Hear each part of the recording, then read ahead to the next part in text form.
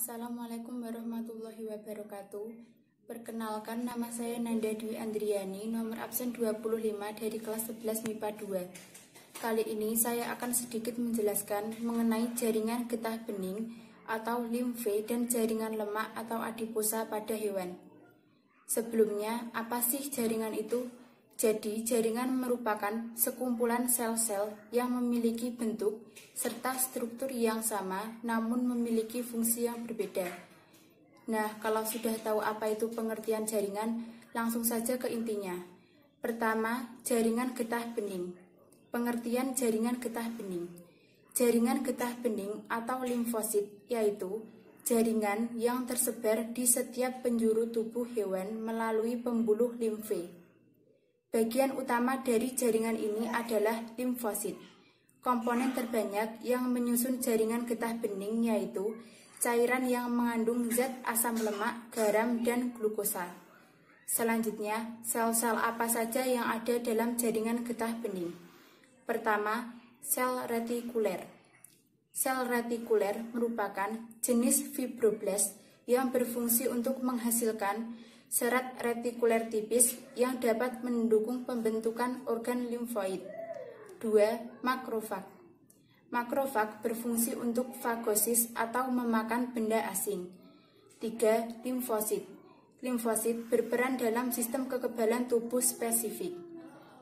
Selanjutnya, ciri-ciri jaringan getah bening. Pertama, jaringan getah bening tersusun dari serat retikuler dan sel-sel limfosit dan makrofag. Kedua, terdapat pada organ timus, kelenjar limfa, tonsil, dan limpa. 3. Limfosit cenderung berkelompok yang disebut nodulus yang biasa dijumpai di tonsil, limpa, timus, dan saluran pencernaan. Keempat, komponen terbesarnya adalah air, di mana terlarut zat-zat antara lain glukosa, garam, dan asam lemak. Selanjutnya, fungsi dari jaringan getah bening. Pertama, jaringan getah bening berfungsi untuk mengangkut cairan jaringan, lemak, protein, dan zat-zat dari jaringan ke sistem peredaran atau sistem pembuluh darah. Kedua, sebagai penyusun organ limfoid. Ketiga, melawan mikroorganisme penyebab infeksi. Selanjutnya, letak jaringan getah bening. Jaringan getah bening terletak di organ limfe, kelenjar limfe, tonsil, dan limpa. Berikut ini adalah beberapa gambar dari jaringan getah bening. Selanjutnya, pembahasan yang kedua yaitu jaringan lemak. Pengertian dari jaringan lemak.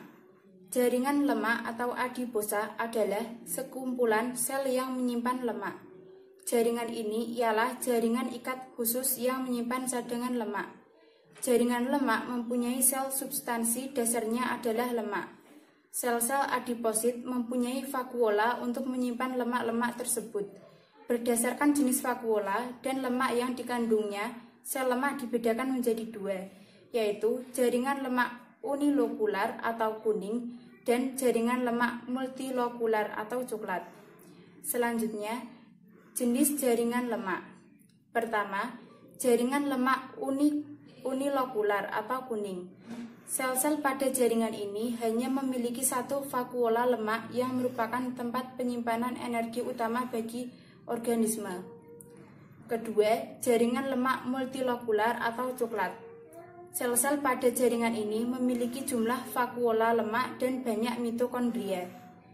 Selanjutnya, ciri-ciri jaringan lemak. Pertama, bentuk selnya cenderung bulat. Kedua, ukuran sel bervariasi.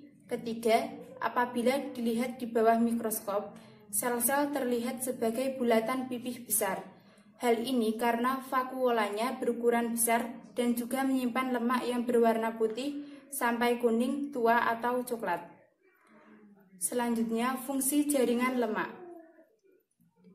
Pertama, sebagai cadangan energi untuk menghasilkan energi ketika tubuh kehabisan asupan glukosa atau karbohidrat.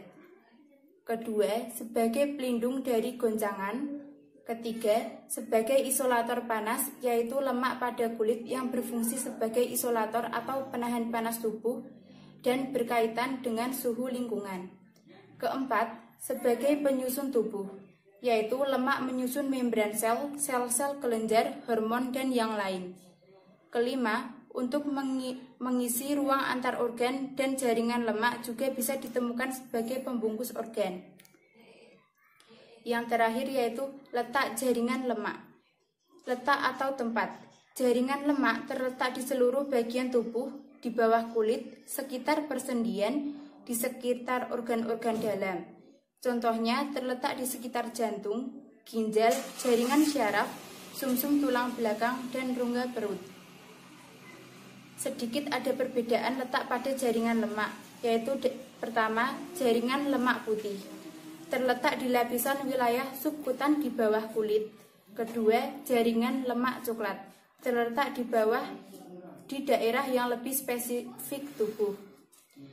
Berikut ini adalah beberapa gambar jaringan lemak. Sekian yang dapat saya sampaikan. Apabila ada kesalahan maupun kekurangan mohon dimaafkan. Wassalamualaikum warahmatullahi wabarakatuh.